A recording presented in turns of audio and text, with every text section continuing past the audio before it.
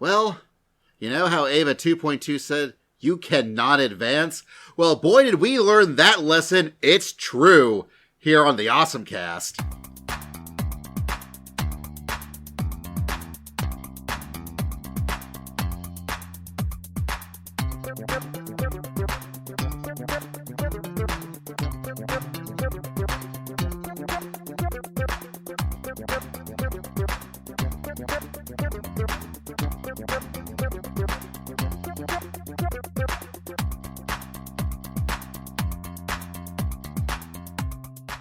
Hello, folks, and welcome to the OSMcast, your podcast for everything awesome. I'm Basil. I'm Kevin. I'm Dylan. I'm Douglas. And I'm John. I am hyped up on fucking UCC coffee. I'm ready to talk about 2.22. There's something about Mari. Let's fucking go! Yes, the great Mari debate will happen this episode.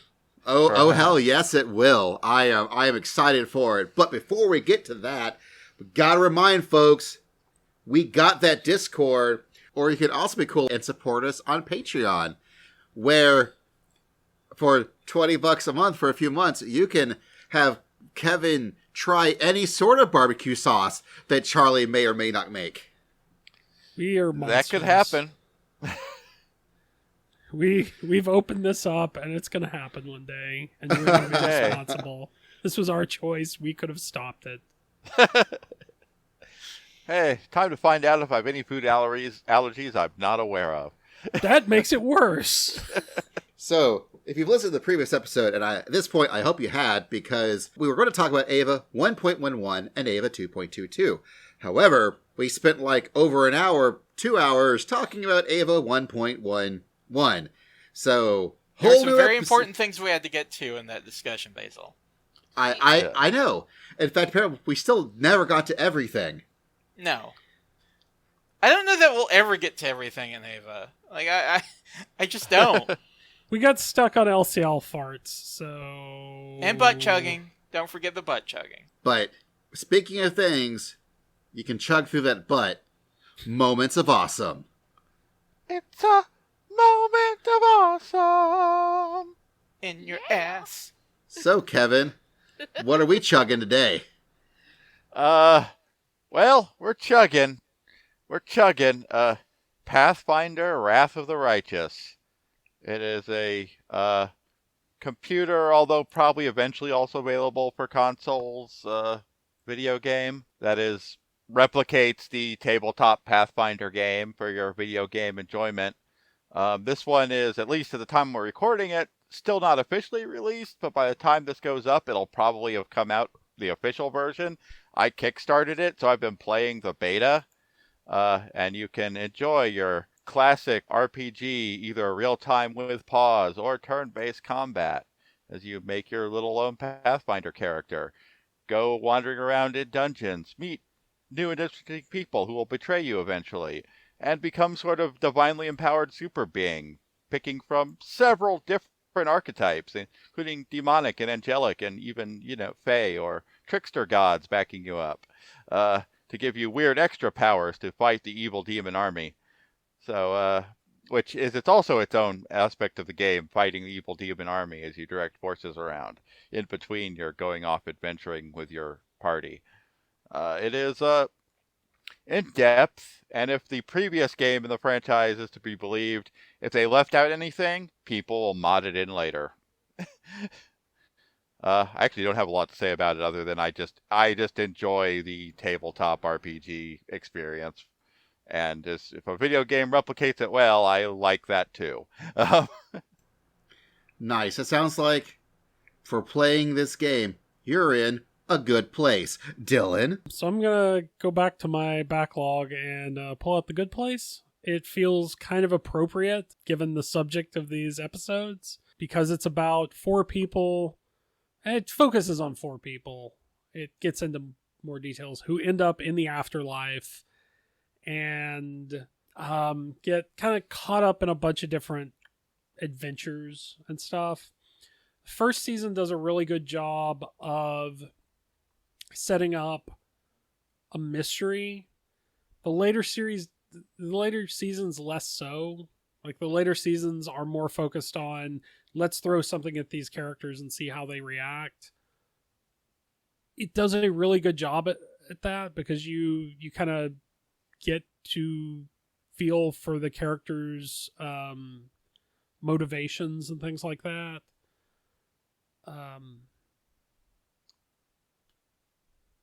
It's Felt like The Good Place was just so good.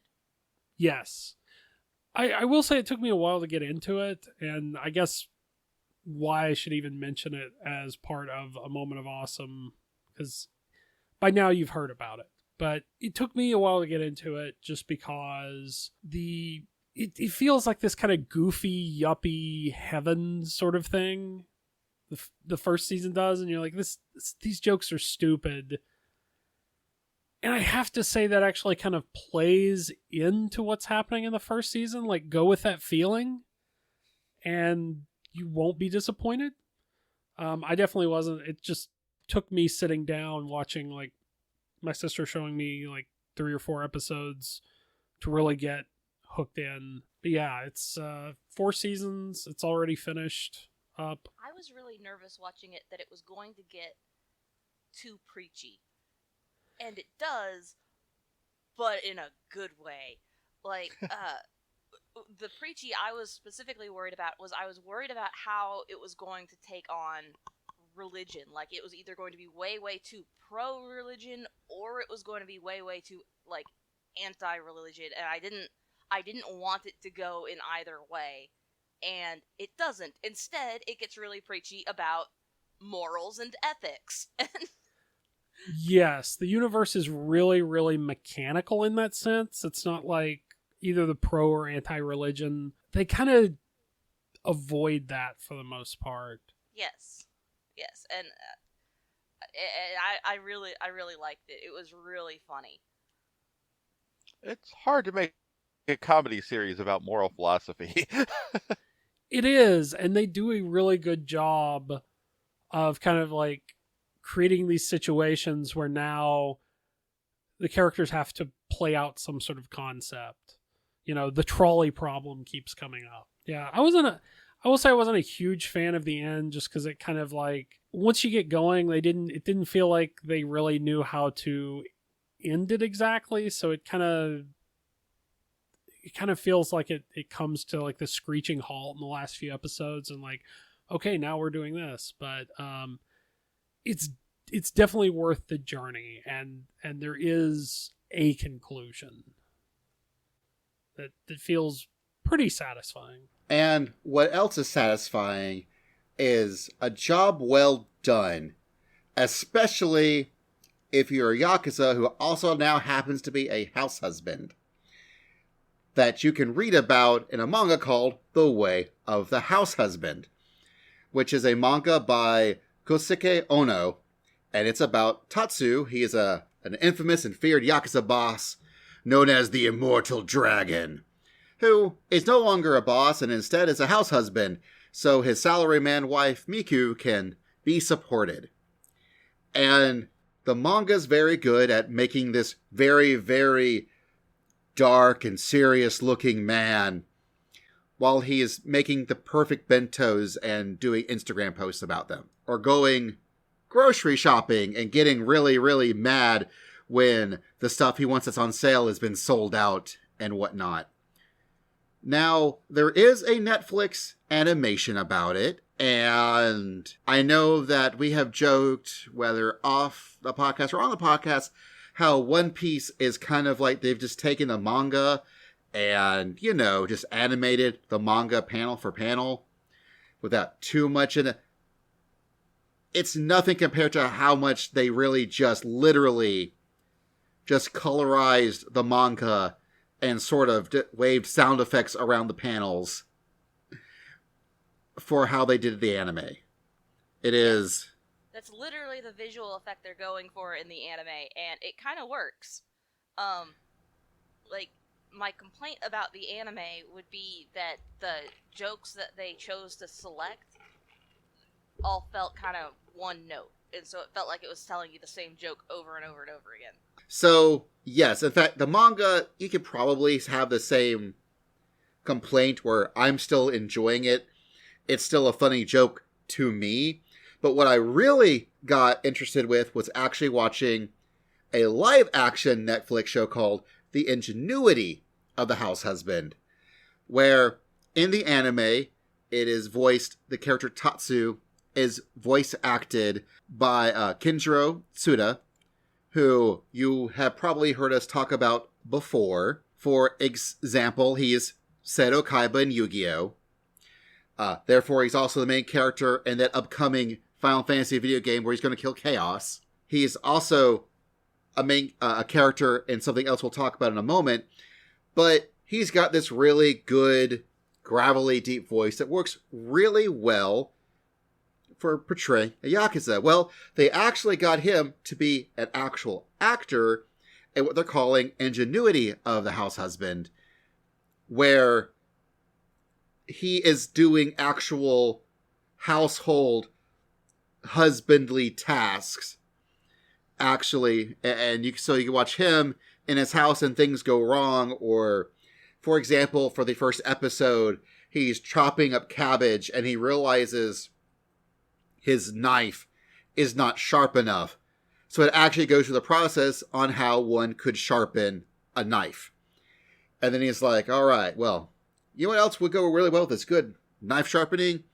A cup of coffee. So they actually show him making and a how-to make a cup of coffee using the pour-over method. Or in the second episode, where he discovers that one of his, paper doors, the paper's coming off. So he has to actually, replace the paper on his door. And so they're only the little 5-minute short episodes, and it's just very endearing to watch this sort of how-to videos of this guy doing the thing, but he's also doing his gravelly Yakuza voice while he's doing these very, very mundane household chores. It works pretty well. And literally, it's they're 5 to 6 minutes an episode. There's only 5 episodes. You can actually blow through it in literally 30 or 40 minutes. It is definitely worth it. But like I also mentioned, Kinjiro Tsuda has also voice acted a character named Dane Sleef in this video game that I hear Doug's been playing. Yeah, so I've been playing Genshin Impact. You can all be ashamed of me if you need to, because I'm ashamed of me for finally caving in and playing it. But now let me defend you. They would also have to tell you how great it is. They'd also have to be ashamed at each other, because I think pretty much everyone has played, except for me. I have played it, although I do not currently play it. Yeah. A couple of months ago, I was hankering for a video game that was super anime, because I'm an anime weeb and I need my anime fix. But also, just sort of open world sandboxy exploring and just kind of searching around and finding all the things. That is Genshin Impact. This is the video game I was craving. This is how I would describe it. Do you remember playing Zelda Breath of the Wild? Remember what a good game that was? This is basically that.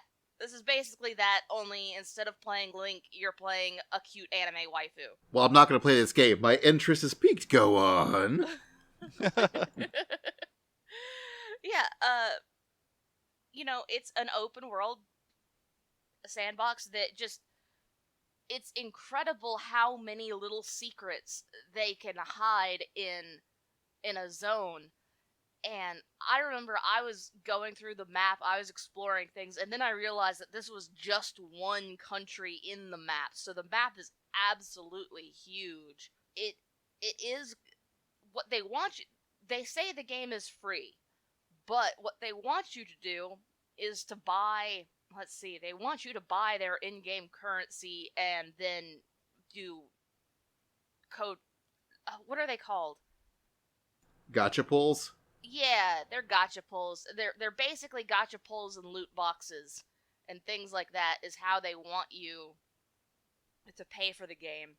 But I haven't done any of that, and And I've managed to get the rare the rare new character for this season. So it seems like the drop rate on this stuff is actually pretty good, and I'm having a lot of fun without having paid anything for it. And so I really do recommend it. It has moments where it wants you to co-op, but the single player experience is really nice. I know Anna mentioned, because she's also playing the game, how she, I think, got transported inside of a teacup or a tea. Yeah, I haven't gotten to that part yet. And was just talking about, oh man, I can't wait for Doug to get into this teacup. It is my understanding that the Final Fantasy XIV style housing happens now in a teacup. And I really want to get to that teacup. I'm really excited about it. It's like all the things that I like, but I gotta be patient. I gotta just get there. I was planning to try to work on the main story quest so I can unlock it today, but I'm talking about Ava instead. And theoretically, Genshin Impact. That's true. I am theoretically talking about it. But yeah, I had Anna come into my world, which the world levels up with you. So as you increase in levels and get more awesome, the world does too, which is mostly good. For the most part, that has made it pretty satisfying as I'm exploring around the world, so that I never fall in an area that is just wildly too overpowered. But at the same time, it means that when I do encounter something that I'm having a hard time completing and I haven't really figured out yet how to beat it, I can't just come back over leveled. Like, I have to actually think of better and better ways to tackle these different situations. I could see that being a plus and also a minus. But I guess more a plus just because that means the game has to stay interesting for you. Yeah, a lot of Genshin Impact is like that, where everything that is a plus is also its own minus. Like, for example, you're not playing as Link. At the same time, you're not playing as Link. On the one hand, you're not exploring Hyrule anymore. It's a new zone. On the other hand, it's not Hyrule. It's not deep baked in that nostalgia that you just have. Although, talking about deep baked nostalgia, John. You know, I just thought it was appropriate. We're talking about Evangelion. We're going to continue talking about Evangelion for a little while. And it's impacted a lot of shows, a lot of video games. And one of the earliest examples of that impact being felt in anime is Martian Successor Nadesico. This was released, I think, the year after Evangelion. It takes more than a few of its cues from Evangelion and other giant robot shows. It also was influenced in its casting for the English dub, because it was also released by ADV. And so it does have Spike Spencer and Tiffany Grant playing, you know, kind of sort of same characters, although the protagonist in Nadesico is not nearly as introverted and depressed as Shinji is. So if you want to see like a more kind of upbeat protagonist, comparatively speaking, you know, there you go. It's on RetroCrush right now. They have the original series, 26 episodes. They do not, I believe, have the movie Prince of Darkness, which also takes its cues from Evangelion, but more from End of Evangelion. So it's a very interesting film to watch. if it does go up soon, they have both. They have the movie. Do they? I could not find it looked. when I searched for it on the website. It might be brand new because it popped up under new arrivals for me when I looked at RetroCrush right now. Like, okay. Oh, yep. You're right. There it is. Sorry, my bad. Yeah, so it has the movie on there as well, so you can get the entire experience. Well, you don't get to play the video game, which actually takes place in between the TV series and the movie, and makes the movie make sense. Allegedly. Oh. It's been a while since I watched this, but isn't this the one where, like, most of the characters are familiar with the tropes of giant robot anime? Like, giant robot anime is a thing in the world. They either start off Yes. that way or they end up that way Okay. before it's... Couldn't remember if I was Yes, because confusing there's it an with Dai Guard. in-game show. I think it was Geki Gengar 3. Yes. Like an in-show show, and I think they may have actually produced that OVA. Yeah, they made a one-shot OAV, yeah. And it is like extremely old school giant robot anime, just like 100%. Yeah, like It's- 70s, burning passion shit. Yeah, like it's clearly a parody. It's been a while since I've seen the movie. I feel like the movie was a little more serious, which was weird. Yeah, it was tonal way too serious. And that was kind of like that's why I say like it still takes its cues from Evangelion. It's just more end of Eva now, and it's like everything's all edgy and hardcore, and the characters have aged up a bit, and just wait until you see the protagonist and what he's like. Well, Also, the female named is Eureka, but you'll constantly hear her referred to as Eureka, which you'll never unhear it. If you're watching the dub. Yeah, if you're watching the dub, that's how it will come out. You'll never be able to not hear it.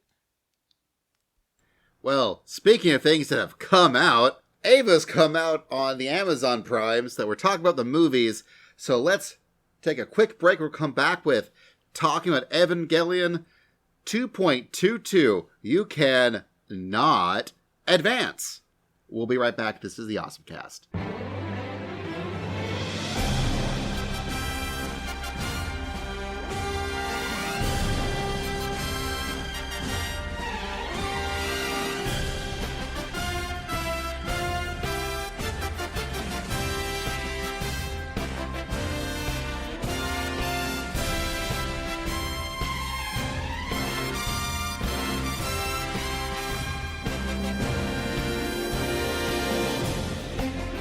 We are back, and here is our non-spoiler parts of Ava 2.2, You Cannot Advance. It was made by Studio Kara, it's directed by Hideaki Anno, and the previous movie, Shinji was told to do a thing. Maybe he did that thing. Guess you'll need to watch that movie to find out. Now go watch 2.22, because actually, this is nothing but spoilers.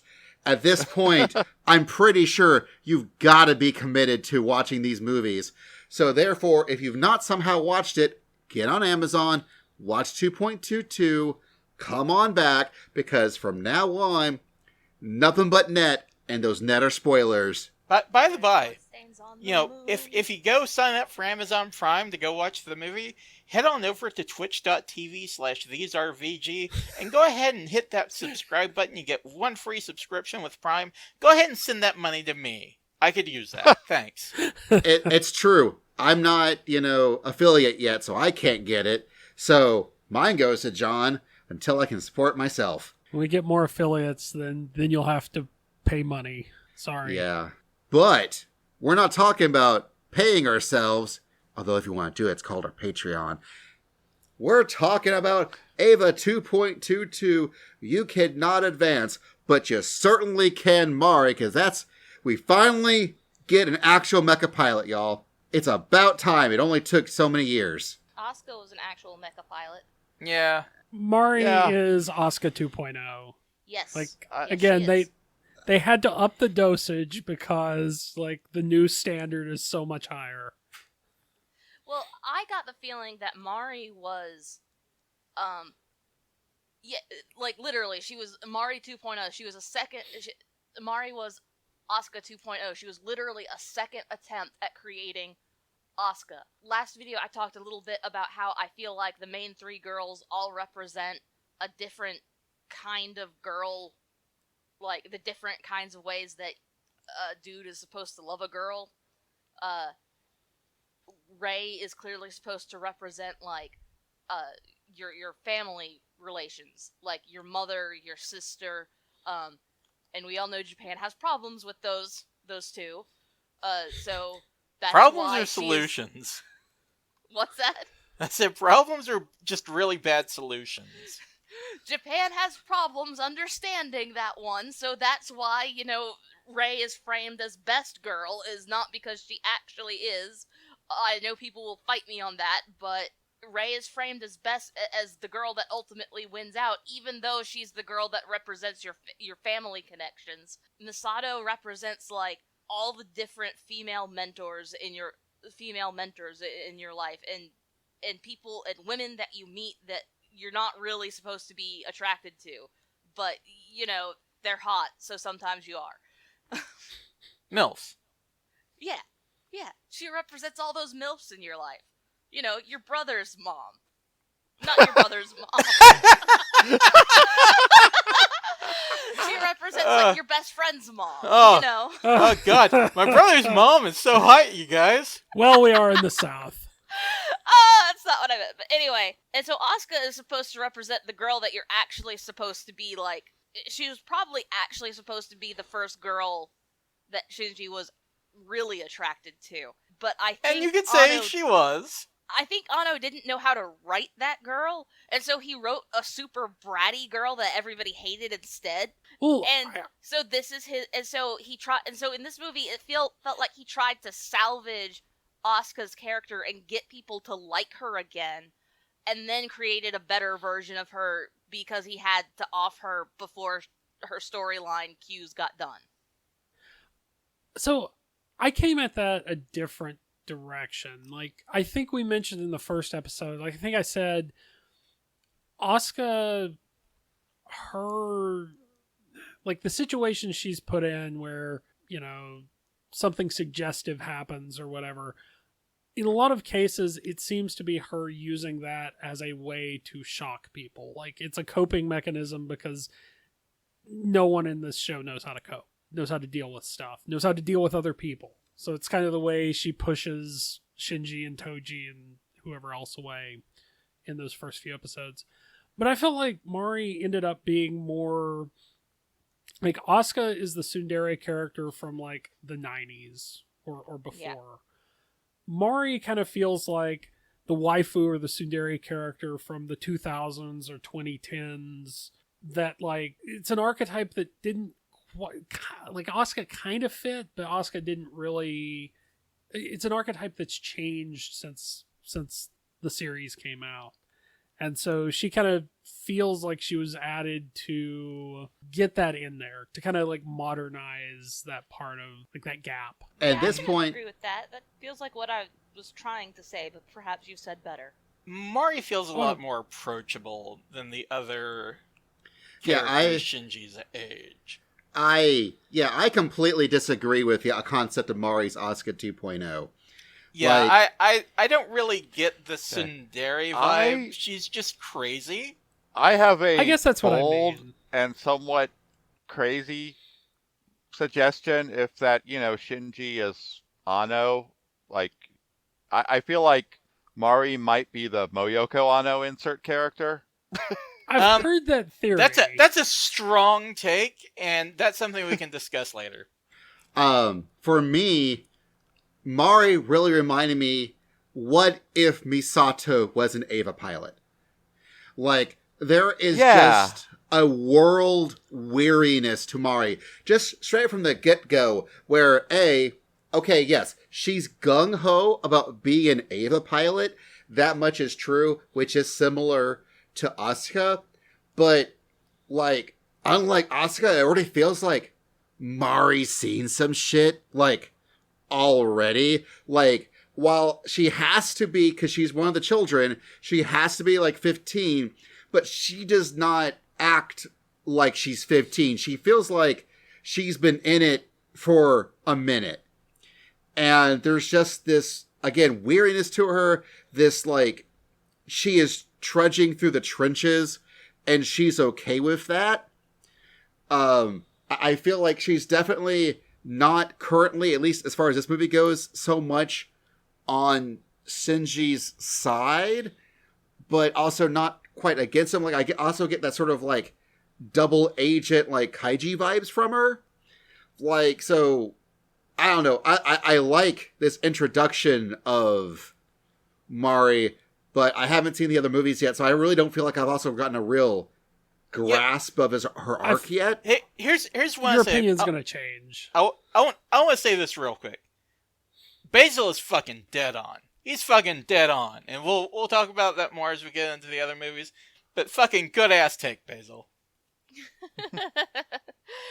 I actually, yeah, when you said the like Misato but more approachable, that clicked something in my head. I sort of feel, kinda. She actually also seems to enjoy piloting the giant robots just to pilot giant robots, which I kind of like.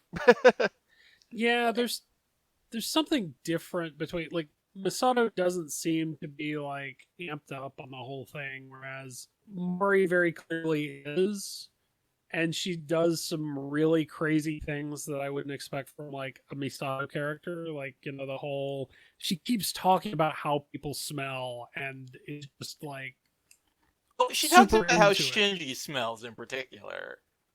Yeah, but I feel like it also comes up in other cases. But yeah, it's just a weird crazy thing. And I guess that's why I kind of lump that in with a lot of Asuka doing crazy things, and that's why I guess the Asuka 2.0 take is what it's coming from. Well, I realized that I super relate to Asuka this movie.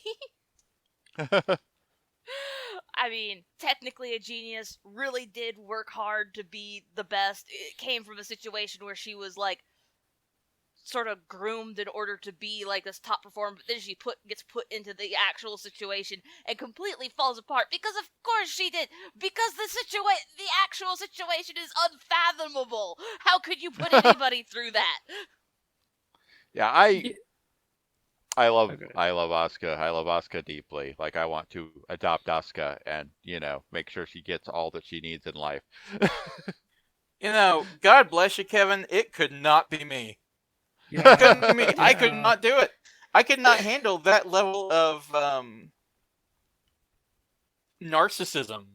Yep. Maybe I couldn't either, but I've already had enough narcissism in my life for several lifetimes. Couldn't be me. I could not be the one to raise that child. Just for whatever reason, have this very strong reaction to Asuka that, like, oh man, she needs, like, actual help. She really sure does. Needs help. She sure does. I know they all do, but Well, I think that in the show, it's a little bit. It takes a little bit longer to get there, whereas in the movie, she's not even in the first movie. She comes in the second movie. She's this hotshot. She acts like a hotshot, but it's also warranted. So, like, there's that combination of kind of, like, narcissistic behavior, but it's not, like, completely made up. It's not without merit.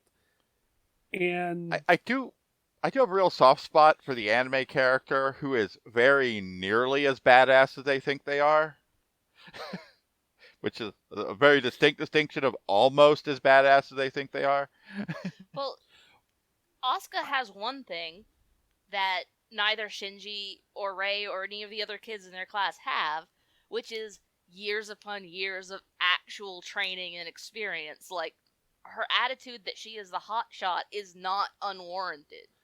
yeah, I feel like, though, the problem that she has and why maybe she becomes relatable later on is she doesn't really have anything else, right? So you see her kind of lashing out, like Shinji is riding his dad's coattails, Rei is the pet, everyone has a reason they shouldn't be there, and,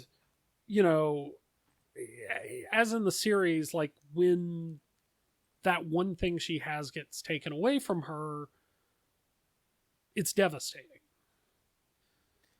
So, real quick, can we talk, while we're talking about Asuka, how fucking creepy it is that now she's got a puppet that strongly resembles the doll that her mom was carrying around in the TV series that was hanging from the ceiling along with her mom's body? Do we want to unpack all that? that in the movie, she's just carrying that fucking thing around and talking to it? No? Okay. No. I think it's just cranking it up. I That think seems- we just weird unpacked effect. it there. I think that sounds perfectly reasonable and makes total sense. Why would you need to unpack it? Okay, cool. As long as we're all good with it. Yeah, we're all good with it. All right, no, great. we're not going to talk about it. I wouldn't. Great. Okay, cool. I wouldn't say we're good with it. We just don't know what to No. say. Moving on. No, I mean, if, it's the same as I want to ask, so why do we have so many scenes with Asuka sleeping and the camera's pointing right at her crotch region as she rolls around in bed? I feel like if you watch enough anime, you just learn to go like, that's just how it is. doesn't even You know, register honestly, anymore. Yeah, I didn't even. I've realized notice that. I realized I do tend to shut off my brain for that. And I've been trying not to shut off my brain for that. Because you really don't want to think about question it. why this is necessary. Well, yeah. So again, I go back to my theory that Ano wanted Asuka to be the actual real good girl for Shinji, but he didn't know how to write that, so he just wrote a raging bitch. And Now, I do love the super pushover Shinji versus extremely bossy and bitchy Asuka dynamic. yeah. Like, that's comedy gold. Oh my gosh, I really loved Shinji cooking lunches for everybody. Yes. Okay, Yeah. okay. This is where we really need to get started with discussing this movie. Uh-huh. The first The hour of extremely this wholesome movie, first hour. the first hour of this movie is goddamn pleasant. Yes. It's a goddamn pleasant ass movie. Yup. It's super fun. It's super wholesome. We get to see all the characters kind of opening up a little bit. Ray starts to learn how to cook. Yes. It gets a little Ray and harem in there. Yes, and Ray and Asuka start to get into like this little pissing match over Shinji, and then we get the elevator scene, and this is probably the only disappointing thing about this movie. I really wanted Ano to flex and make that elevator scene 10 minutes.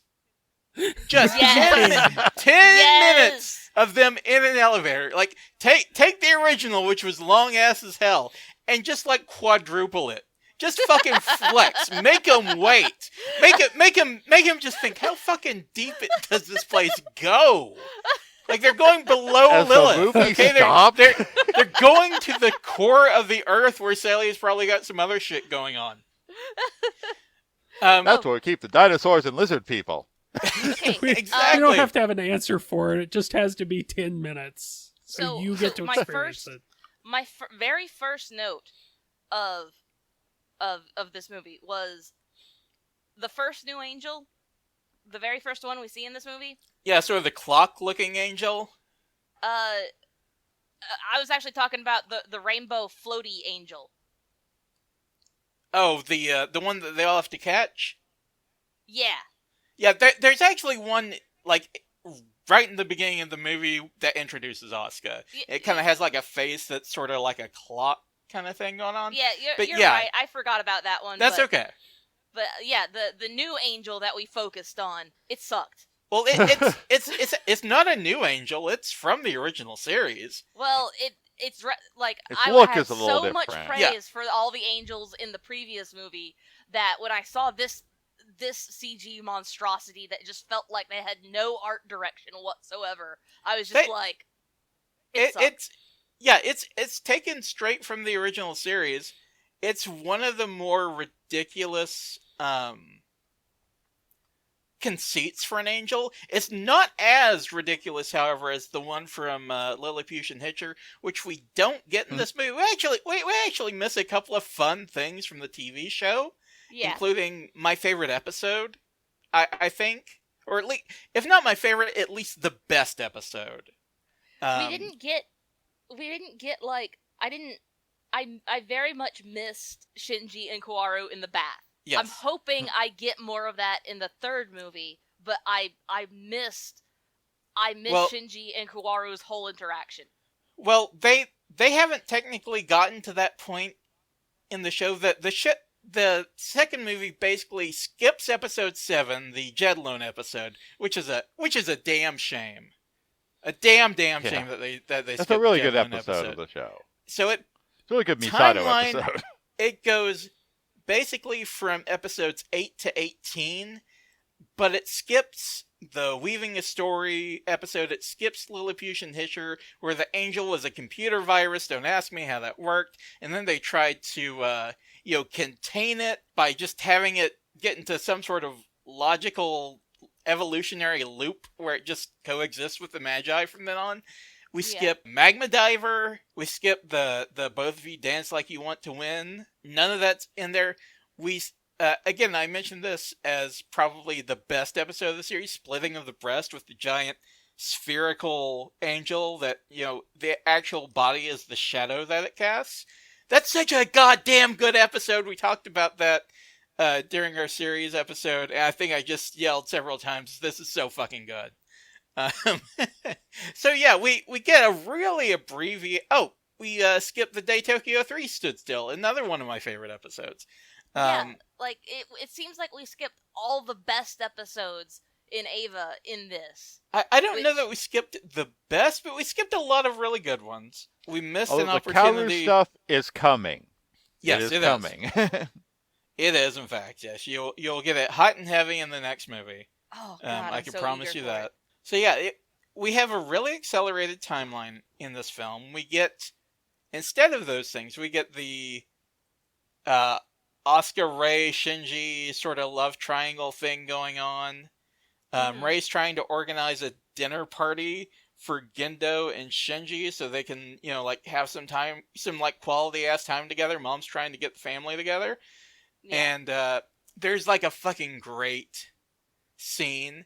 And I really like the Funimation dubs version of this, because of the way that they do it. It's so flat, where, Rei is asking Gendo a series of questions related to eating and eating with people. And she's like, do you like eating? Yes.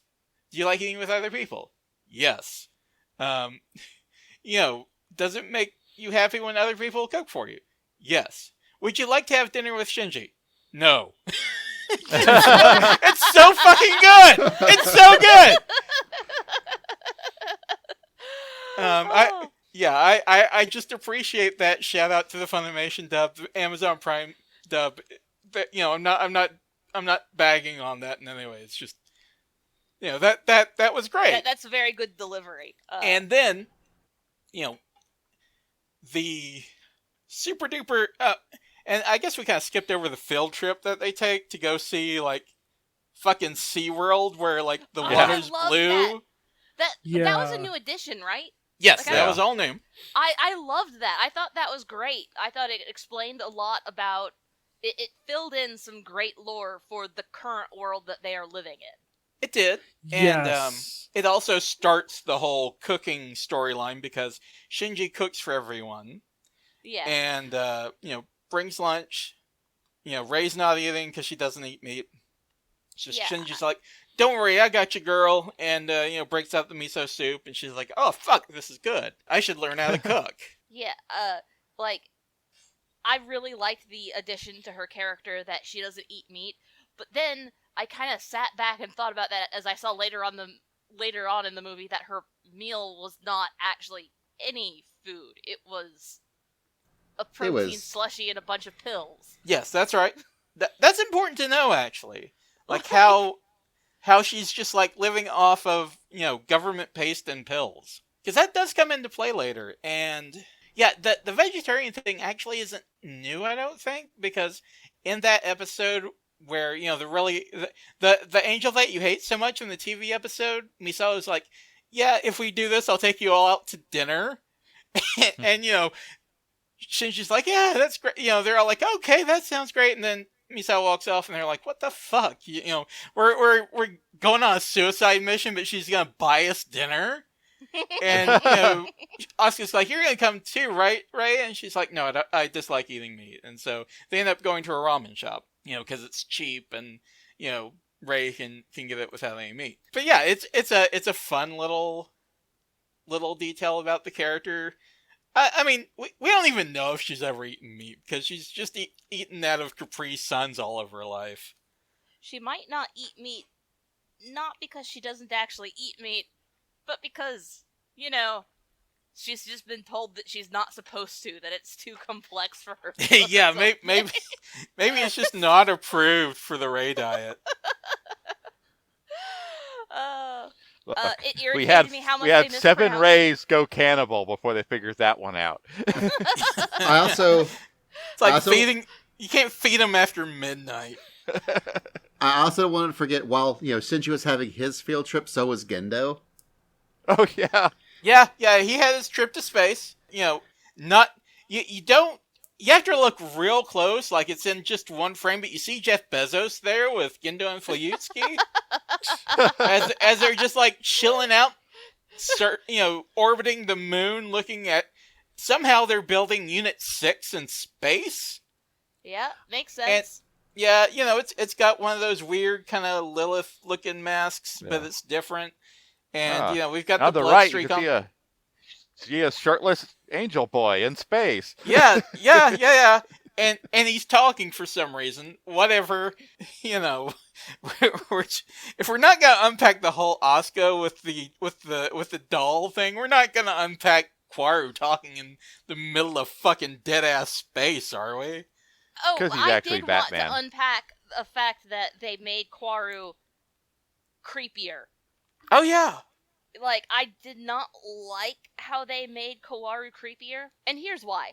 Kawaru is so heavily gay-coded. He's so heavily gay-coded that I really didn't like them emphasizing his otherness even more. Like, I feel like he accomplishes that just by existing, and you don't need to make him say creepy shit. Well, it's not something that persists. So I can go ahead and put your mind at ease there. Okay. It was just like that one scene to be like really weird and be like, "Hey, it's nice to meet you, Dad." Like, It's nice. Yeah, like it's nice. why are to you meet calling Father. Gendo Dad? I don't think you two have ever talked once in the whole fucking. That's because he is going to marry franchise. Shinji one day. Damn it. Yeah, right. You see, if that's what it was meant to be, I feel like there's a better way that they could have translated that then. Yeah. Like have him go, "Oh, father-in-law, it's so good to see." Yeah. That's not really what they're going for, but that is a funny take. I appreciate that. Also, I don't think Kaoru likes Gendo any more than anyone else in the series does. So, Yeah, he may have been just doing that just to be unsettling to Gendo specifically. But Gendo can't fucking hear him. He's just talking. He's just talking in space with no shirt on. I mean, I know he's an angel and shit, so he's not really human, but goddamn, Quaru. like, What won't I'm you just do? here to be mysterious. I have no good lines in this movie without this. He has one. Well, good he's line. got one after the credits, Yeah, One yeah. His real famous really one. good line. He's got his Yeah. real famous line that, Funimation, didn't include one word, and people, got a little twisted up about it. And I can kind of understand, because that one word is really significant in sort of like the understanding of how these events unfold in relation to the Evangelion franchise and the original series and all that. But I What feel was like that one word. This time. this time. Oh. I do feel like if 2 you're words, listening to but this, you're whatever. getting the clue. Unlike the first movie, the second movie has gone maybe not entirely off the rails, but it turned a different track selector at some point. Yes, it literally turns to a different track. And it is not subtle. Mari drops out of the sky, smacks Shinji and the viewer in the face, and in the process skips the track on Shinji's tape player from 20.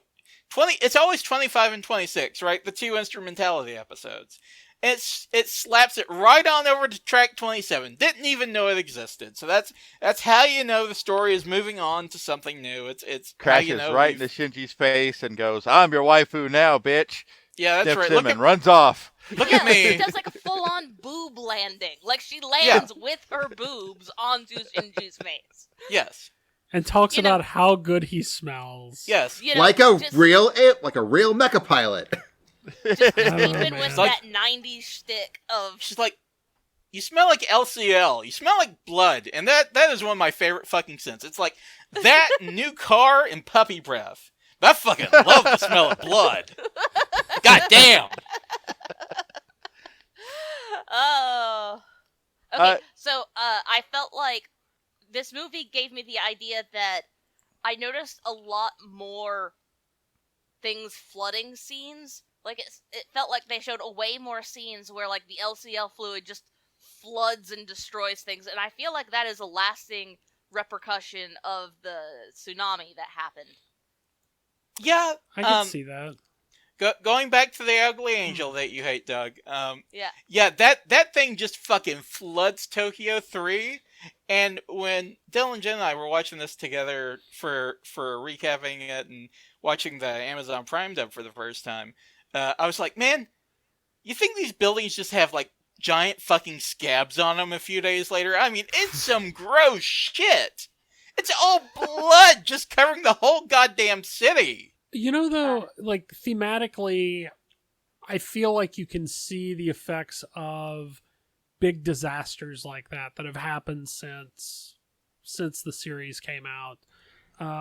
I feel like the field trip where they take, to this, they're talking about how hard it is to maintain the blue water and they have to be decontaminated before they even get near any of the wildlife is like, this was a big deal. This took a lot of effort to undo. Second Impact literally did change everything. And especially post-COVID, it's really weird to watch that because you're like, oh, wow, that's how a big disaster does work. And I will point out that 2.0 did come out January of 2011, and then that major earthquake and tsunami did happen in March of 2011. But it's also not like Japan. This is the first time Japan's dealt with earthquakes and tsunamis, though. Like, right. Yeah. You live on an island, you take your chances. We're going to take a quick break before we really get into it with what happened in this movie. We'll be right back. This is the OSMcast.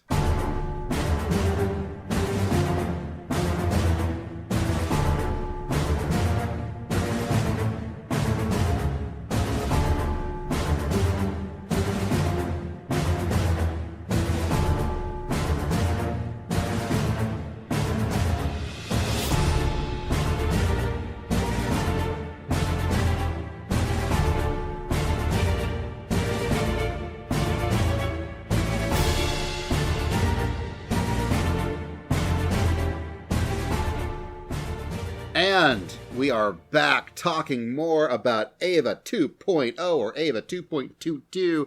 As the Amazon or Blu-rays go, you cannot advance. And someone who doesn't get to advance is, thankfully, though he doesn't know it, is Toji Suzuhara. Where, I think this movie does a really good job. The first movie lulls you in by being very, very similar to the original show. Whereas 2.22 kind of lulls you in with how nice and pleasant and wholesome it is. And at the moment I went, oh no, this is about to break bad, ain't it? Is the moment where you got Kensuke and Toji. I think they might be hanging out with Kaiji at this point. But Toji's got like a popsicle stick that usually has your fortunes like, I didn't win. I didn't get it. And I was like, oh no, he's fine. He's going to be fine. He's going to be fine. What does that mean for everybody else? And then guess who steps up and is like, you know what? I'll fucking do it. It's our old pal Asuka. Oh, poor Asuka. Yeah, she's being magnanimous in this sense of like, okay, somebody's gonna have to miss the dinner party. Well, fuck it, I'll do it. You know, it's Ray's thing. I don't really like Ray. I don't really like being around people.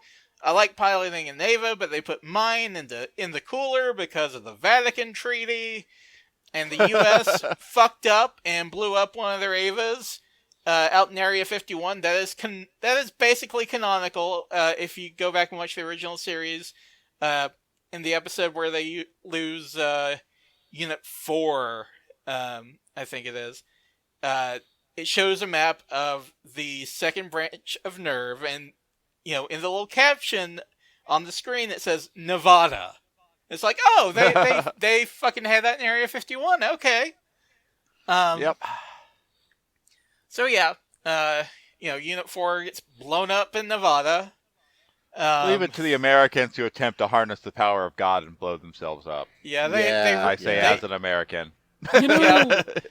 the flip side of this, though, is the movie does a good job of showing how the average person would see the Avas, right? The fact that there's a treaty that says you can only have a country can only have 3 of these robots makes sense in a world where most people would be like, oh yeah, these are used to like fight things, not these are used to create like some sort of weird end of the world metaphysical thing, right? Mm-hmm. Yeah, for sure. But then US is like, hey, go ahead and take this other one off our hands. We're kind of fucked right now. And so they have to go put Unit 2 in the cooler, and Asuka's like, well, fuck, I still want to pilot, so, I'll pilot this new one. What the fuck, who cares? But, if I like it, go ahead and paint it red. That's something she's very explicit about. If I like this, paint it red, please. It's when we I think learn it's that safe to say Asuka that is a Char. I think it's fair to say that Asuka did not enjoy her time in Unit 3. Yeah, I think it's fair Yeah. to say that too. That, and it will have lasting repercussions. It will. They actually do some interesting things in this recreation of the Unit 3 gets taken over by an angel and Shinji has to fight. It kind of works out the same way. Shinji, in the movie, in the show, he doesn't know until after the dummy plug system has been engaged and destroyed the Ava/Angel and crushed the entry plug that was Toji inside the whole time.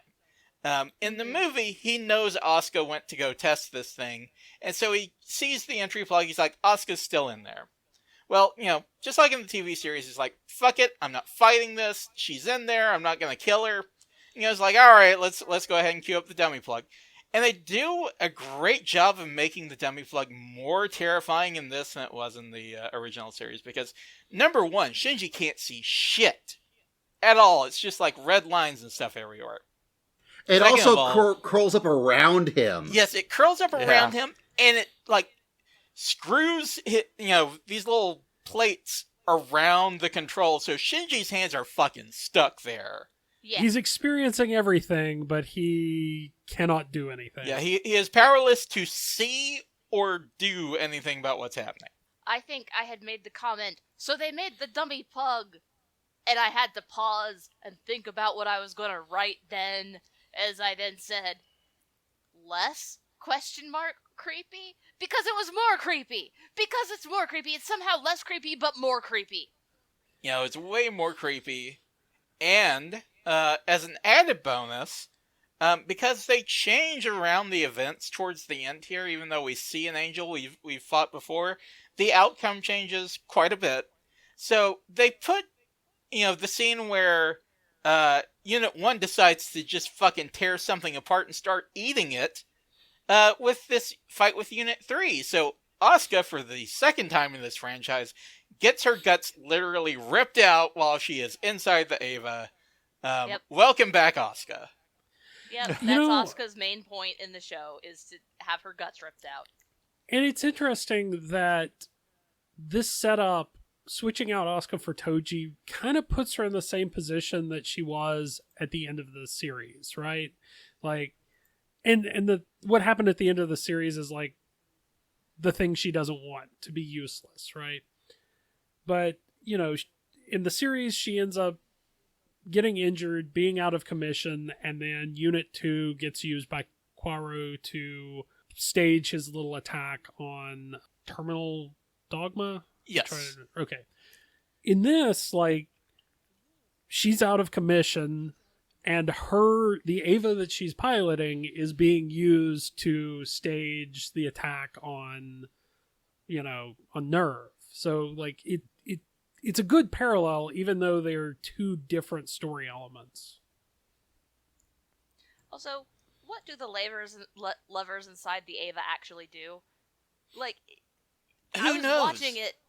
I was watching it, and it seemed to me like they don't actually do anything. They just provide resistance for the pilot to, push against. Yeah, it's just like Like the pilot seems to be controlling them largely through the Neuralink on their head, and so the entire like body seems to just be superfluous, and so it seems like the levers are just there to really rail against. It's like a magic wand in like D&D or something. Like the magic's not actually happening through the wand. You're just you're using that as a channel, as like a physical focus.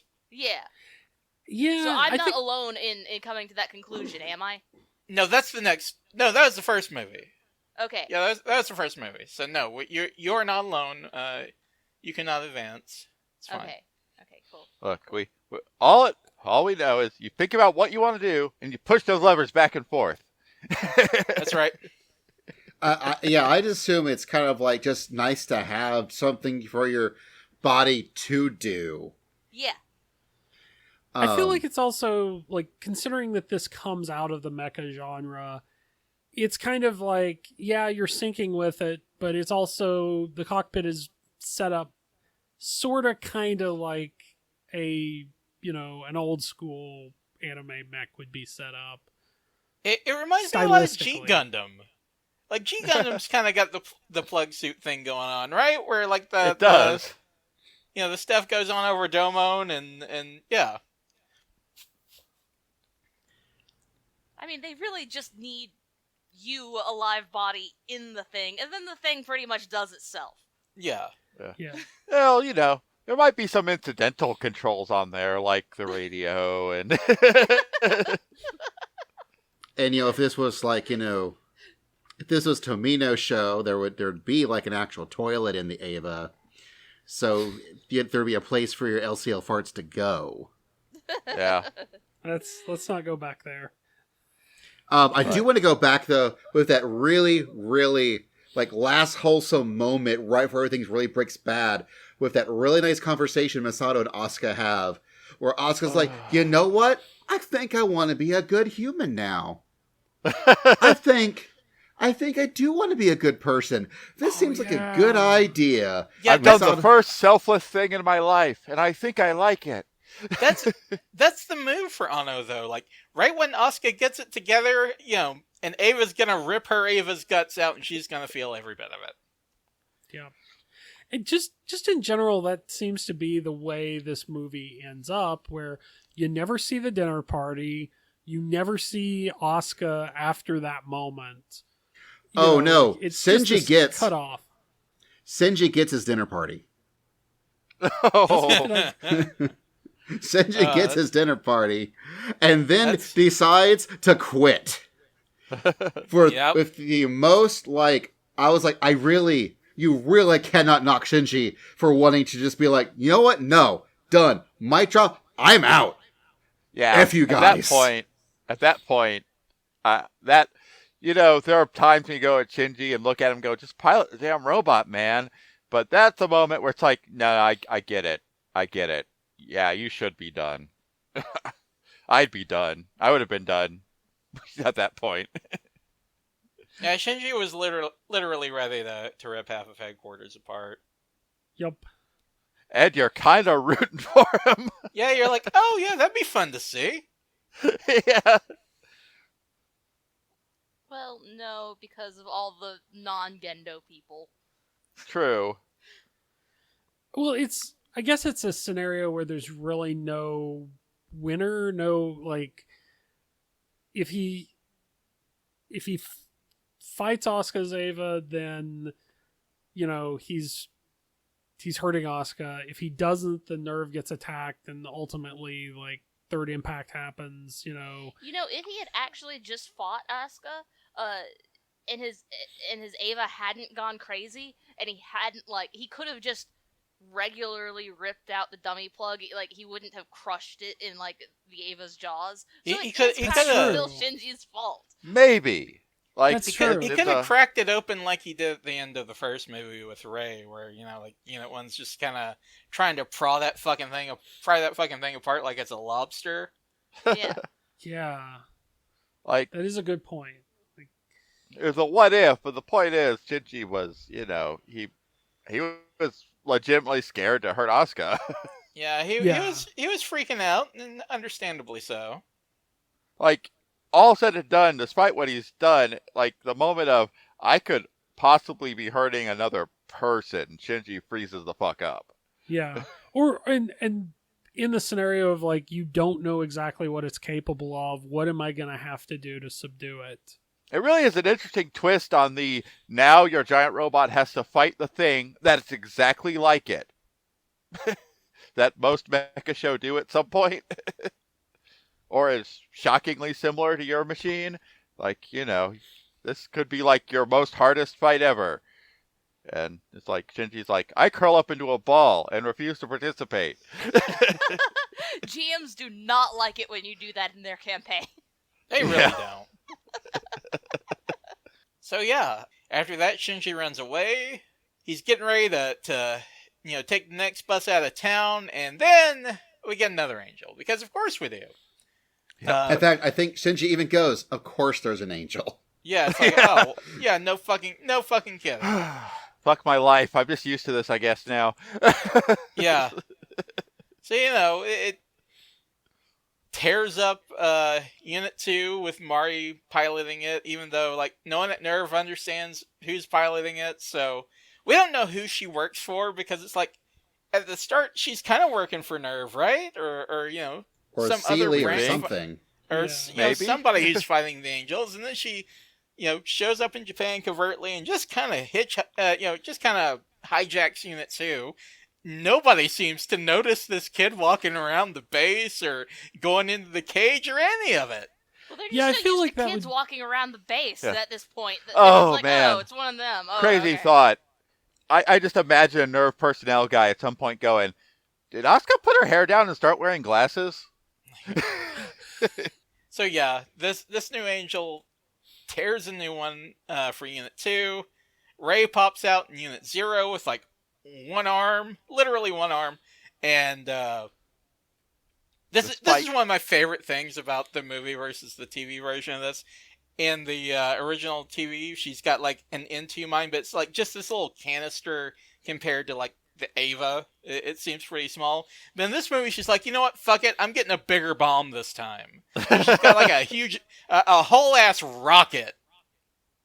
Like Ava-sized rocket.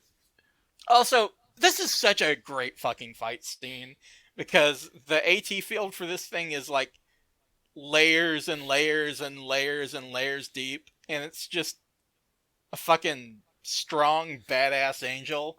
Yeah, it really is like everybody involved just throws everything they have at it at an impressive level. That probably would have stopped several of the previous angels, no problem. Yeah. But, they fail to defeat it. Ray and Unit 0 get eaten by this big-ass angel. A new twist on this fight. And, Unit 2's head goes flying into Shinji's shelter, and Mari's like, oh, hey, what the fuck are you doing here? You should get the fuck out of here. And he... Yeah. We need to get you into a scoops robot. She scoops him up. He gets a look at just, like, the desolated area around him from where, like, Ray set off a nuke. And, sees all the other shit that's gone down. And he's like, oh, fuck, I guess I gotta go pilot this thing. We're not even talking about the awesome, like, beast mode. Yeah, the whole Mari beast mode, yeah.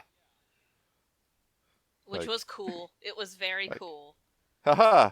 Secret mode in the Ava that only I, the new character, know how to use. That's right. My uncle Guy taught me. I don't know why I'm making it sound mocking. I unironically love Mari. I don't care. It's a cool scene, and like the fight that follows is really fucking, exciting and fun to watch. Like, this is a really rewatchable movie. Like, probably the most of any of the Rebuild movies. This is the one that you can just, like, after you've watched it the first time, just put it on. It's like, oh yeah, I'm in the mood to see some light romance, some, a little bit of Ava horror, followed by some fucking, tight-ass action scenes. And then the third impact. And then the third impact, because Well, you know, because Shinji Ray- does inevitably get back in the robot. The near third impact. Yeah. Yes, the near later third one. impact, as it will come to be known for the rest of the rebuild saga. And After you know, the angel eats Ray and kind of turns into half Ray, half angel, Shinji's like, nah, fuck it. I'm gonna get Ray back out of here because she tried to do something nice for me, and he's trying to reach into the fucking angel and pull her out of it. And she's like, hey, don't worry about it. I can be replaced. in a scene that is a direct mirror to the final episode of the Utena TV series. Actually, what that scene is a direct mirror is a direct reenactment of Izanagi and Izanami from Shinto mythology. So for I mean, it is literally a recreation of the end of the last Utena episode, like the scene, except with Utena and Anthe, but it's Then Shinji and Rei. In that case, then I'm going to tell you that scene from Utena is is an enactment of Izanagi and Izanami from the Shinto religion, which is And native. I know it's a direct reference because Ano is friends with Ikuhara because Kaoru is Ikuhara. But anyways, so is Kaoru Ikuhara? He is literally Ikuhara. I know a that. lot I of- know that, and I accept that. I just want to know, like, in the how? episode of the TV series, he shows up. A lot of the stuff he says to Shinji is based on stuff Ikuhara actually told Ano. Okay. And I have a theory that the Rebuild movies are Ano actually finally understanding what Ikuhara was trying to tell him. So remember in 1995, the Eva and the first season of Utena both aired in 1995. So Ano and Ikuhara are very much, contemporaries of each other. So they probably hung out more than we've realized. And in a lot of supplementary interviews and things with Ano and whatnot, he's talked about him talking with Ikuhara about things. And that's where this I think information they're comes legit from. friends. I think they're legitimately friends, if I understood correctly. But Okay, I cool. do want to dig into what Doug was talking about, what these both scenes are actually in reference to. Yes. Yes. So for all of Ava's Christian dressings, all of its entrapments of Abrahamic angels, and reference to the Book of Genesis and the Book of Revelations, at the end of the at the end of this movie here, what we actually have is a moment where the man loses the woman. The woman dies and goes into sort of hell. Yeah, goes into the underworld and hell, and it is the first death. And so the man goes down into hell to get her and pulls her back out. I mean, that is kind of the myth classic in a lot of ways. Yeah, it's an Orpheus myth, but the way it goes about, where it's physically painful for the man to have to go down and tear his way into it, is specifically an Izanagi thing, and Izanami being forever corrupted by having been in hell is a directly Izanami thing. It just struck me how pure that mythology was in there, and I wasn't expecting to see it in Ava, given all the Abrahamic trappings. Does that make any sense? Yeah. Yeah, admittedly, my reaction was, wait, that's the end of Utena. Let me pull out Utena. That's the end of Utena. And then... Anybody else's thoughts on that? But I don't think your interpretation is wrong either. Or at least, it's certainly a resonant image of mythology that's in a lot of mythologies. But I'm sure that's in his brain somewhere. He's Japanese. There was also, this is vaguely related to the same scene. One thing I made a note of is it seems like the series was more focused on, can the pilots actually save the day? Whereas suddenly, as the movies go on, especially in the later movies, and this is a really good example of it, the question becomes, the pilot can basically do anything. They're Superman, but what's the risk? And like what seems to happen more and more is if you do this, if you break this limit, you will lose your humanity. Yeah, I do like it mirrors the TV series when he gets in the Eva. He fights the angel for a little while and runs out of power. And then, inexplicably, the Eva starts back up again. And it's, for a moment, everyone is like, oh yeah, fuck yeah, Shinji, you magnificent bastard, you do it! You do it! And it eventually turns into, oh fuck, Shinji, you moron, what have you done? Yeah, this is... Like, this scene is what everyone always wanted for Shinji, right? He's in the robot and he is being a fucking badass. Yeah. He is beating the shit out of this angel that we've already established is absurdly strong. Mm-hmm. Yeah. His Eva is doing previously only angels can do this shit nonsense in this fight. Yes, that's right. And it's like, it's cool. It is cool as hell. Yes. Well, and when he's reaching for Rey, if you look, his eyes are like that super angel red. Yes. Yeah. That usually only Quattro and like Rey have. Yeah. It's like... And my favorite part of it is, he's like, I'm gonna get Rey back, I'm gonna get Rey. And Rey's like, no, Shinji, I can be replaced. And he's like, no, there's only one Rey, which is like the most uninformed statement Shinji's ever made. But, I appreciate the sentiment, though. I mean, And I think You personally that point, have he already doesn't met know. like 3 of them. Yes. Well, that specific Rey, though, is unique. In a way. Look, that Rey... Every Rey is special and unique Every in its Rey is own special. way. Every Rey is special. My favorite is from 4, but that's beside the point. And so, yeah, third impact's almost going to happen. Gendo's like, all right, I did it. Big Gendo up in here. Whoop, whoop. And then credits roll. And everyone's like, oh, shit. And I'm like, oh, man, I cannot wait to see what happens in 3.33. They've already triggered into Veva. What's 2 more movies going to be? And then the credits roll. Next thing I know, Spear of Longinus. Bam, Kaoru's like, nah, bitches. It's Kaoru time now. I really liked his, like, nah, bitches, I'm gonna make you happy. Worth pointing out, not the Spear of Longinus. It's a different spear. It is a different spear. It looks different. But yeah, Quattro pops out, says, yo, this time, Shinji, I'm gonna make your ass happy. And then we're at the end of the movie, but before we say where we're gonna say to wrap up the podcast and everything, when we go into 3.33, I want everyone to pay super special attention to the next episode trailer for 3.33. It's hugely important. We're gonna talk about the one it at the next end of episode. 2.22, yes, right? Correct. Yeah, correct. Need to study that. You need to watch it. Watch it right before you go watch 3.33. It's super important. We're gonna talk all about it. Cool. But before then, we need to bust through these questions like lightning round. Absolutely. Oh, yeah. Let's do it. Okay. yeah.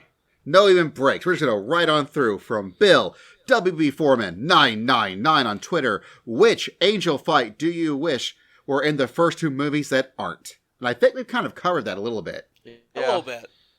I like my answers, I think, the same as John. The one that's the sphere, that's real body is the shadow, just because it's a fun little crazy theoretical physics thing, as well as a very interesting a very interesting problem that cannot be addressed directly. Yes. I got too excited talking about Kaoru, guys. It's understandable. And He's shirtless. I pulled out the power on my laptop is what happened. But Oh no. The operational limit has been reached. This laptop shouldn't be working anymore. It's transcending human limits. Stop, Doug. You'll stop being human. You'll be nothing but Genshin Impact. no! All right, Bill's second question. It's amazing how the visuals of 1.1 and 2.2 still hold today. Why do you think that's the case? It's goddamn modern theatrical quality Yeah. animation by masters of the medium. Of course it looks good. Yeah, I don't think that like the visual level on anime has changed that much since like the advent of like 1080p. Like, yeah, you can you got 4K and whatever, and the last two movies are in like an ultra wide format, which is it's a little weird because I'm not watching in a theater, so it's a little off-putting. But whatever, Anno, you do you.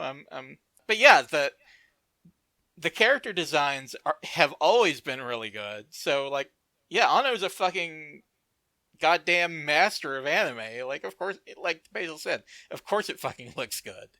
And then his last question was, did anyone notice that the track from His and Her Circumstances in 2.2 besides me, and it's the music they actually play during the field trip?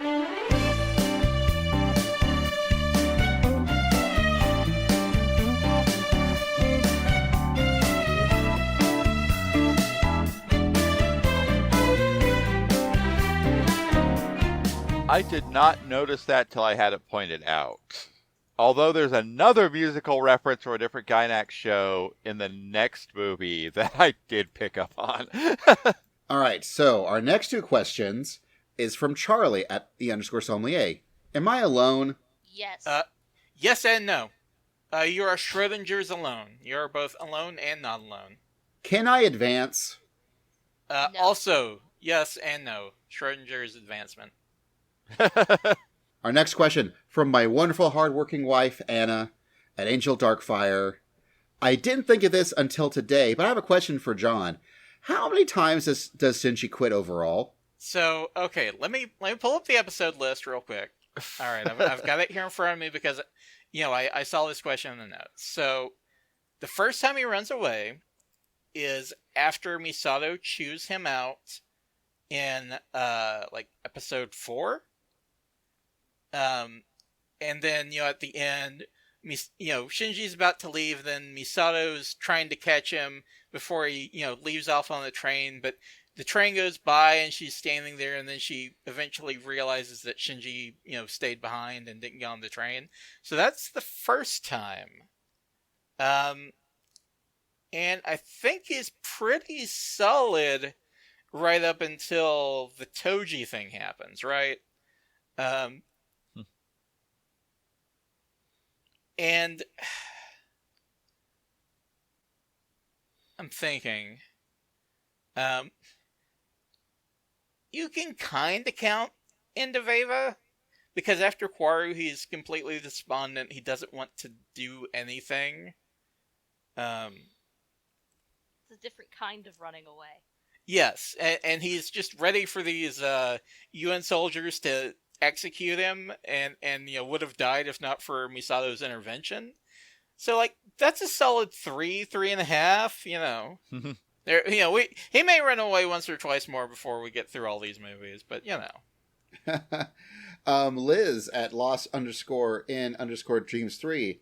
Does he ever really try in the first place? And I think so. Yeah, I for think he sure. definitely gives it a good shot. That's the thing that Shinji tries to point out, and the audience constantly misses, is man, you're not the one fucking in this thing, fighting this giant eldritch abomination. I'm the one that's doing this shit. I'm fucking 14. What am I supposed to be doing here? Y'all be not afraid, and this is a giant wheel of fire with eyeballs on it trying to rip my face off. Yeah, right? It's like my dad's a war criminal. He's putting kids into robots and sending them off to battle. Which, I'm so glad that Ava actually addresses that issue, right there in itself. A lot of other giant robot shows don't even bother acknowledging that that's a huge human rights, issue. Yeah. No, man. Hiro Yui, he's like, no, I'm here. I'm gonna fucking pilot this Gundam or blow it up and kill myself, and I'm gonna kill Relina too, and yeah. Whatever. Who cares if I'm 14? I'm a fucking I'm a child soldier, motherfucker. V Gundam actually has a scene where one of the bad guy pilots realizes he's fighting a child and commit suicide from horrors of war. Well, okay, it takes Gundam a long time to realize that this is something, but Ava recognized it like right from the get-go. Like, they have characters in universe talking about I mean, like, this is a solution to the human issue of using child soldiers. Like, Yeah, Gendo's flex to get Shinji into the Ava in the first place is, let's roll out this Rei that we've got on a fucking stretcher. Her arm's broken, she's already bloodied. And then, the building shakes, she falls down, and it's like she's about to fucking die any second. He's like, fuck it, okay, I'll do it. and you just know, like, 5 minutes later, it's, okay, roll out that real Rei who's perfectly fine. Yeah. So next up is from our good friend Chad at Chad Bonin. Because I can never say his last name correctly. I can only go... Bonin. It's Chad Bonin. Why did Pops go out for smokes and never come back? Because his wife disappeared. Yeah. He was like, you know what, fuck being a dad. Yeah, Gendo Ikari is when the wife guy goes bad. Yep. You know, I have a serious answer for this, and even though he does leave Shinji early on, isn't once it for the Shinji comes... best? What? I mean, wouldn't it have been better if Gendo had stuck with that having left Shinji? Wouldn't Shinji's life have been so much better if Gendo had never appeared back in it?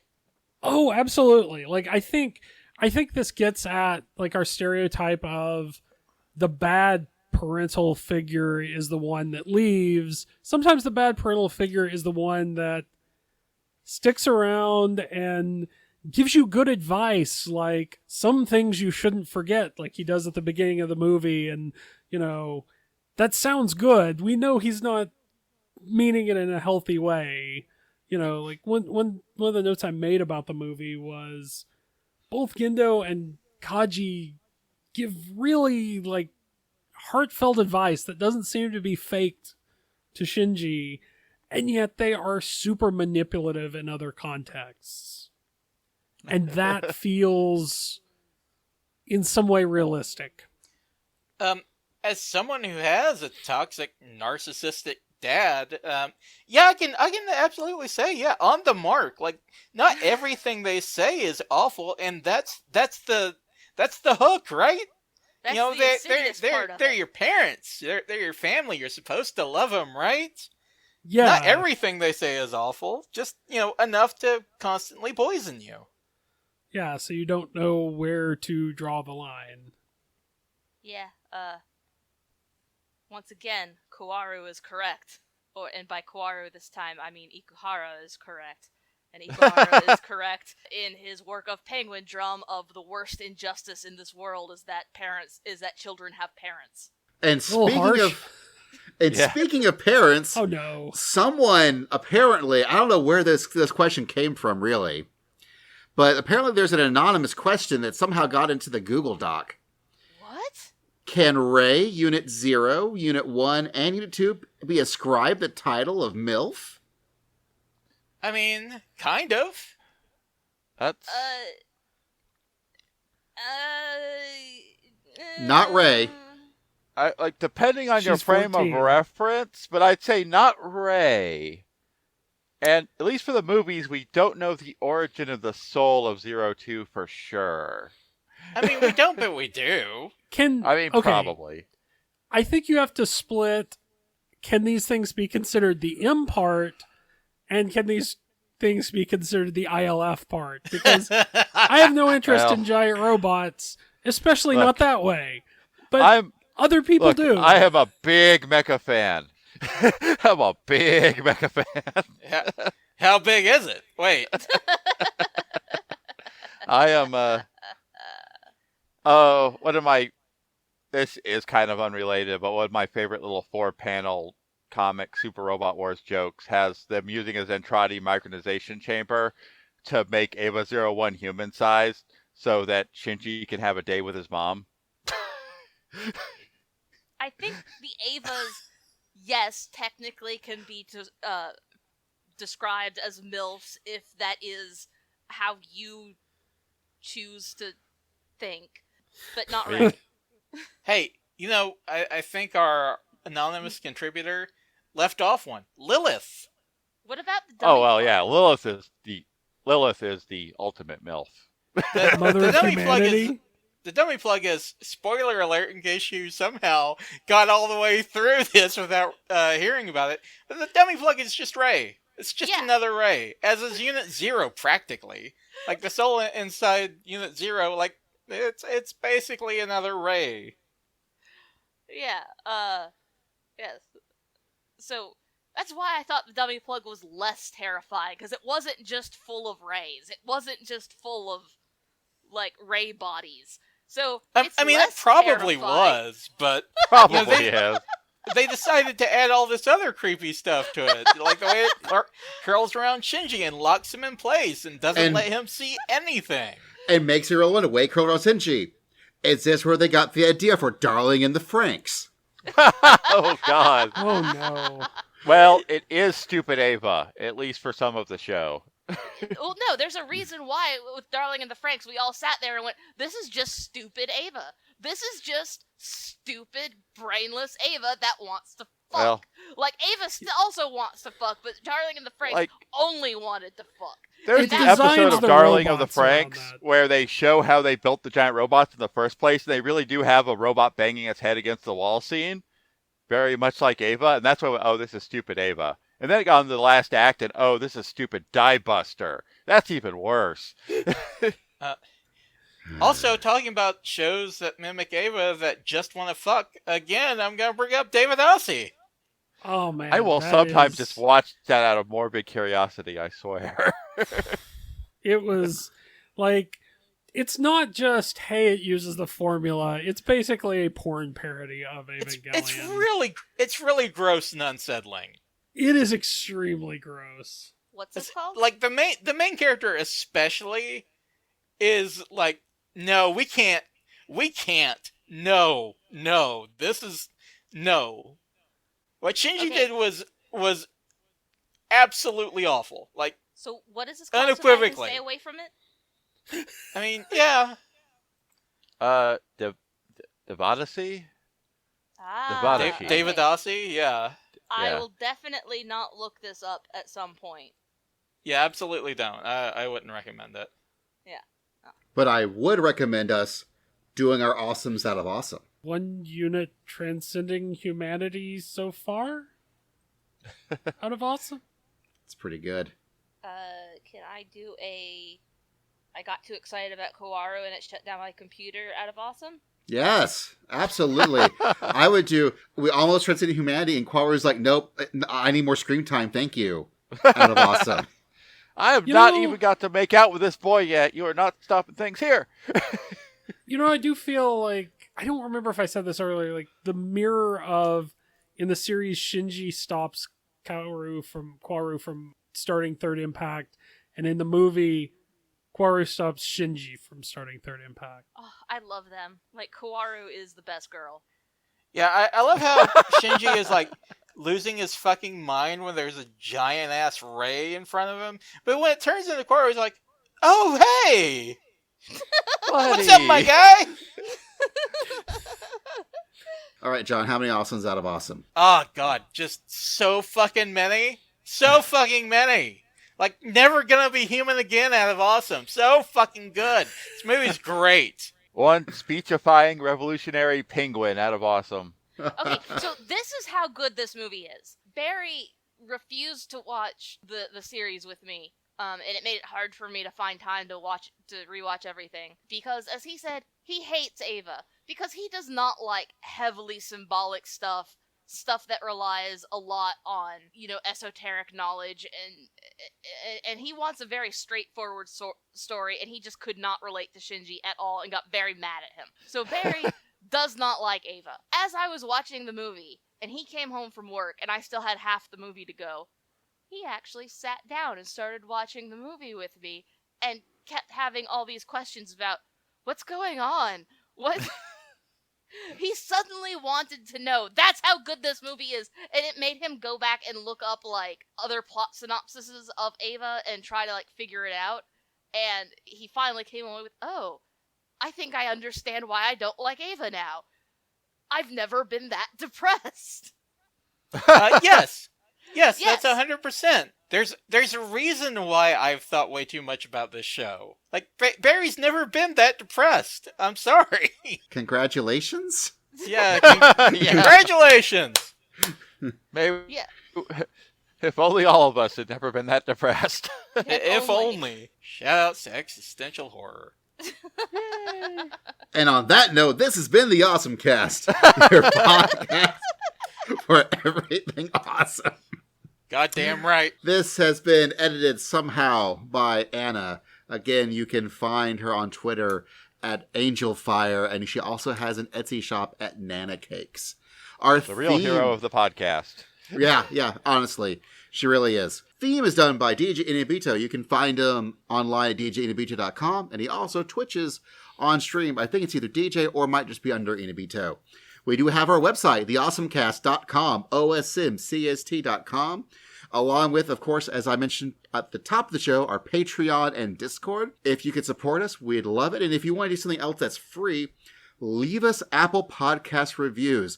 Those things are incredibly important if we're going to have other people want to listen to us, and we hope you'll want to listen to us because you've been listening to us until now. If you want more people to listen to us, leave us those reviews so we get higher in the rankings so it's easier to find us. We've got Twitters going down. My Twitter is at its Basil time. Kevin, where you at? At Twitless_Kevin. Dylan, where you at? At Dylan Wolf. And John, where you at? At J5 is live. J, the number 5, is live. And while talking about John, you've got the Twitch things going on. What's your Twitch at? That's right. At twitch.tv/thesrevg. Again, if you got that Prime sub, or even if it's just for the 30-day free trial, go over there, mash that subscribe button. You get one free one. Go ahead and send that shit to me. I'd appreciate it. We also stream Wednesdays and Fridays, 7 to 11, sometimes longer, and often we get random streams here and there, so make sure you mash that follow button so you know when we go live. So, similarly, I am also trying the Twitch thing, trying out old JRPGs, including newer old JRPGs like the Final Fantasy Pixel Remasters, Tuesdays and Thursdays from noon to 4 p.m. Central Time at its Basil time, like all my other stuff. If I'm not affiliate, you can't subscribe to me, but you could follow me, which would allow me to get to affiliate, and then mom and dad can fight over who gets your free Twitch sub. With that said, thank you everyone listening. Next time, we are moving on to 3.33. That's got a subtitle. I just forget which one it is. You cannot redo. You cannot understand. Awesome. This is the OSMcast. We out.